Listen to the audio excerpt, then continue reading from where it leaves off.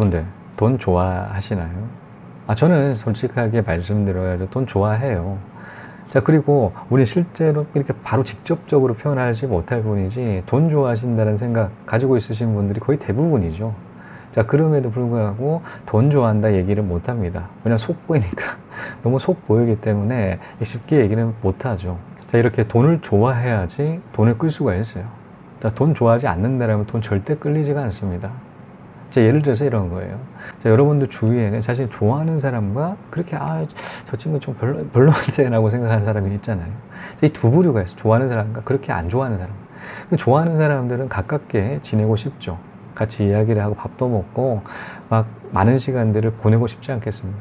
보낸다고 하더라도 기분 좋고. 자, 그런데 그렇게 뭐 꺼려지는 사람, 직장 상사라든가 막 엄청 까다로운 그런 사람들 같이 있는다라고 하게 되면 숨 막히죠. 숨 막혀가지고 같이 있으면 숨 막히면 어떻게 해야 됩니까? 같이 있으면 안 돼요. 같이 있으면 안 돼요. 멀리 떨어진다라는 거예요. 그냥 그만큼 돈을 좋아하고 돈을 싫어하고 또 마찬가지로 이와 같습니다. 돈을 좋아한다라고 하게 되면 끌린다, 부자가 될 수 있다라는 것이죠. 자, 이 돈의 쓰임에 따라서는 두 가지로 나눌 수가 있습니다. 두 가지. 자, 소비형과 자, 투자형이 있어요. 이 형이란 단어가 공통적으로 붙죠. 이 형이란 단어의 뜻은 주되다라는 그 뜻을 담고 있습니다. 예를 들어서 투자형 같은 경우는 자신의 소득 부분에 있어서 여러 가지 쓰임들이 많은데 주되게 투자형에 쓰인다라는 그 부분.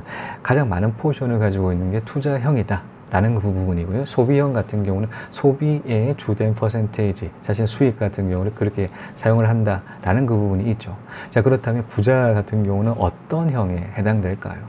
맞습니다. 투자형에 해당되죠. 끊임없이 투자를 하고 있습니다. 부자들 같은 경우는. 자, 이 투자형에 집중한다라는 것이죠. 자, 그렇다면 왜 이렇게 투자형에 집중할까요?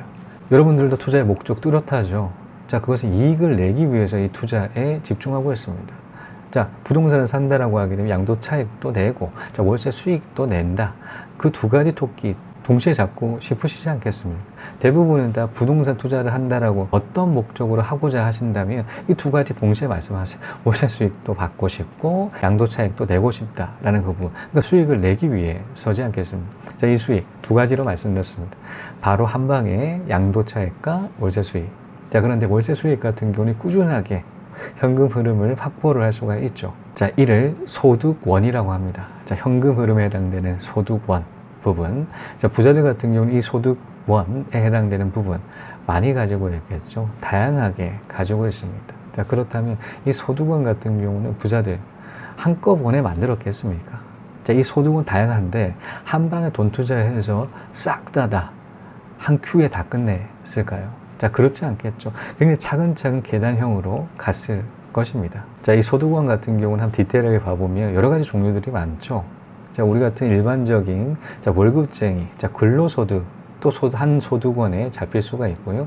자, 사업소득도 있고, 사업 지분 투자를 통해서 배당 수익에 해당되는 그 부분 받을 수가 있는 지분 투자, 사업 지분 투자도 있을 거고요. 자, 부동산 투자, 주식 투자, 굉장히 소득원들이 굉장히 다양하게 있어요. 자, 그렇다면 이 소득원, 다양한 소득원 같은 경우는 한꺼번에 만들지는 않았겠죠. 자, 어떻게 만들었을까요? 자, 일반 월급쟁이를 한번 봅시다. 월급쟁이. 자, 직장인을 본다고 하게 되면 자신의 수입원, 자, 근로소득을 바탕으로 시작을 해야 돼요. 최초의 그 단계, 근로소득으로 시작합니다. 자, 근로소득에서 돈을 좀 벌어가지고, 자, 이 회사 생활 별로다 해서 바로 사업에 들어가시는 분들이 굉장히 많으십니다. 그 사업으로 해서 사업으로 오늘 대박이 터트리고 난 다음 수입원들이 자, 월급쟁이보다 배로 많죠. 자, 배로 많은 그 수익 같은 경우를 또 다른 사업을 투자를 한다거나, 부동산을 투자를 한다거나, 자, 부동산 투자에서 남은 그 금액적인 부분, 자, 금융 투자로 투자를 한다거나, 자, 금융 투자에도 다양한 투자들이 많지 않겠습니까? 적금도 있고, 주식도 있어요. 자, 근데 우리나라 부자 같은 경우 주식에 굉장히 친하지가 않습니다.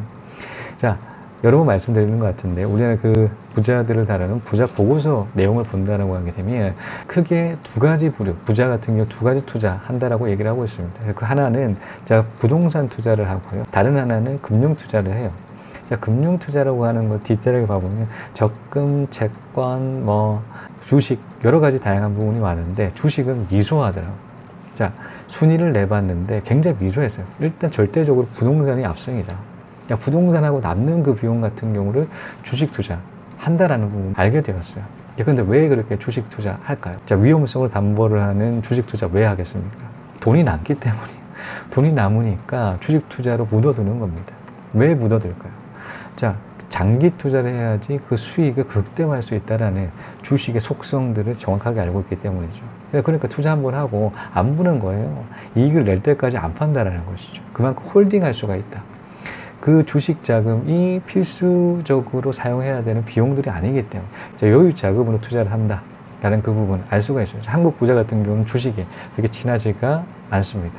자, 이처럼 부자들 같은 다양한 소득원을 가지고 있음을 확인했죠. 자, 근로소득, 사업소득, 금융소득, 부동산소득 굉장히 다양하다라고 얘기를 했는데, 그렇다면 이를 어떻게 만들었을까요? 자, 어떻게 만들었을까요? 자, 하나의 소득이 나와요. 하나의 소득이 나오는데 그 소득이 충분하고 만족스럽다고 하더라도 이 만족스러운 그 소득 그대로 가지고 있을까요? 바로 펑펑 써버릴까요?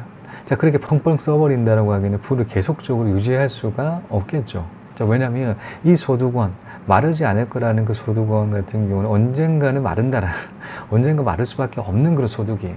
자, 본인이 지금 잘 나간다고 하더라도 결국엔 뒤집히는 게 이 소득원이에요. 뒤집힐 수가 있어요. 상황에 따라서 경제 상황이든 정치적인 상황이든 해당되는 그 사회의 현상에 따라서 비청할 수가 있는 게 소득원입니다. 자, 그렇기 때문에 다양한 소득원을 만들어 놔야겠죠. 자, 그런 의미에서 이 소득원 부분 다른 투자로 이어 넣는다. 하나의 소득원이 충분하게 나온다고 하더라도 그 소득을 다른 수입원을 창출할 수 있는데 투자를 한다라는 것이죠. 자, 즉 돈을 심기 시작을 합니다. 자, 돈을 심는다라는 것은 수입원을 창출한다라는 거예요. 자, 그런데 이 수입원 같은 경우는 한번 바로 심고 난 다음에 수입원 바로 꽂이 나요.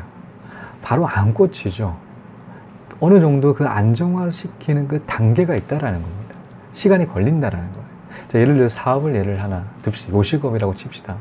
자, 요식업을 하나를 오픈했어요. 자, 오픈하면 어떤가요? 사람들 많이 꽉 찹니다. 자, 꽉 차는 그 현상 어떤 얘기 하나요? 오픈빨이다 이런 얘기 많이 하잖아요. 오픈빨로 어느 정도는 그 수입을 내는데 이게 얼마 못 가요. 자, 오픈빨은 그렇게 오래 가지가 않는다. 진정한 내공 같은 경우는 이 꾸준하게 단골 손님을 만들고 이제 입소문을 타야 된다. 입소문을 타서 사람들, 추가적인 손님들을 끌 수가 있는 게 내공이에요. 내공 같은 경우는 하루아침에 만들어지지가 않겠죠. 자, 그런 것만 입소문과 단골 같은 경우는 꾸준하게 많이 끌기 위해서라고 하더라도 시간이 필요해요. 자, 그 과정들을 거쳐야 된다는 시간적인 여유가 필요하다라는 것입니다. 이처럼 자, 대부분의 부자 같은 경우는 이를 활용을 하죠. 자, 이런 과정을 통해서 하나 둘씩 불려가는 거예요.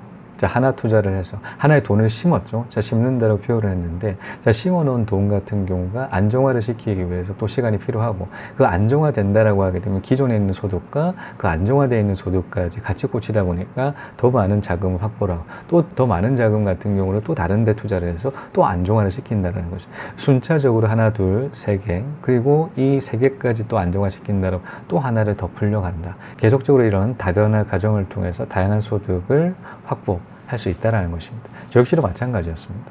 처음에 말씀드렸듯이 2013년부터 15년까지 엄청나게 투자를 했어요. 그 1년에 해당되는 기간 동안 한 10채의 아파트 샀다라고 말씀드렸습니다. 그 당시 같은 경우 돈이 그렇게 많지가 않았어요. 자, 많지가 않다 보니까 어떤 투자에 집중을 해야 될까? 아파트 투자를 했는데 어떤 투자 집중할 수밖에 없을까요? 자, 갭 투자밖에 답이 없습니다. 돈이 없다라고 하기는 갭 투자를 할 수밖에 없는데, 여러 가지 분석을 통해서 이게 바닥이다라고 생각했기 때문에 공격적인 투자를 할 수가 있었죠. 자, 그렇게 갭 투자로 막 불려놨어요. 첫 과정 같은 갭 투자로 쫙 펼쳐놓고, 자, 이를 월세화를 시켰습니다. 사실 갭 투자를 하면서도 이런 생각을 했었어요. 자, 그림을 그린다고 칩시다. 자, 그림을 그리는데, 자, 밑 스케치를 그려놔야지 어떻게 색감을 표현을 하고 색을 칠할지에 대해서 정해지죠. 자, 이런 밑그림 작업이 필요하다라는 거예요. 저 역시도 마찬가지 갭 투자를 막 이렇게 많은 그런 투자를 해가면서 그런 생각을 했었어요. 아, 그림을 친다라고 하면 지금 밑그림 작업이다 라고 그렇게 생각을 했던 갭 투자. 이제 월세화를 시키기 시작을 했었습니다. 자, 그런데 월세화가 그렇게 많은 비용들이 들지 않았던 이유가 있었습니다. 그것은 자, 급락장에 해당되는 그 부분, 급락장에 해당되는 그 아파트를 급매로 샀기 때문이었죠. 자, 금매를 샀다라는 것은 평균 매매가가 있다라고 하기는 더 싸게 산 거예요. 자, 급락장이라고 하게 되면 급락했던 부분에서 금매이기 때문에 훨씬 더 평균 매매가보다 더 싸게 샀죠. 자, 그러다 보니까 대출을 많이 받을 수가 있었어요. 왜냐하면 대출 퍼센테이지 기준은 평균 매매가였기 때문입니다.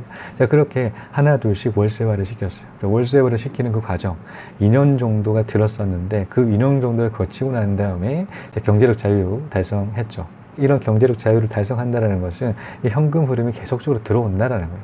자, 현금 흐름 계속적으로 들어오는 그 안정화시킨 단계에서 자, 이를 만족한다라면 여기서 스탑해도 되죠. 자, 그런데 그 안정화를 시켰기 때문에 더 큰 도약을 할 수 있다. 저는 그렇게 생각을 했었습니다. 그래서 그 들어오는 그 자금을 또 다른 역발상 투자 지역에 갭 투자하고 있죠. 왜냐하면 수익을 극대화 시킬 수 있기 때문이죠. 자, 여러분들도 마찬가지입니다. 자, 근로소득이 굉장히 만족스러우신가요? 만족스럽다고 하더라도 거기서 그만두시면 안 됩니다. 자, 이 근로소득을 좀 쪼개서 자, 종잣돈을 만들어서 또 다른 추가 수익원을 만들기 위해서 투자하셔야 돼요. 왜냐하면 이를 안정화시키기 위해서 또 다른 시간이 필요하기 때문이죠. 그렇게 만들어진 추가 수익원 같은 경우는 또 다른 투자로 이어질 수가 있는 여지를 만들 수가 있다라는 것입니다. 아, 이거 비즈니스를 성공하는 이게 무슨 비결이 꼭 있을 텐데 하고 항상 저한테 물어보시는데 비결은 간단한 거를 무조건 365일 꼭 everyday 그거를 그 문제 없이 꼭 영어로 execution을 꼭 해야 됩니다. 그게 힘든 겁니다. 이 생각으로는 쉬운 건데 이거를 실천을 할 수 있다는 게 엄청나게 힘든 게 레스토랑 장사거든요. 자, 이것으로 돈의 씨앗을 심어라. 다양한 소득의 중요성은 여기까지였습니다. 시청해 주신 여러분 감사합니다. 다음 시간에 또 뵙겠습니다.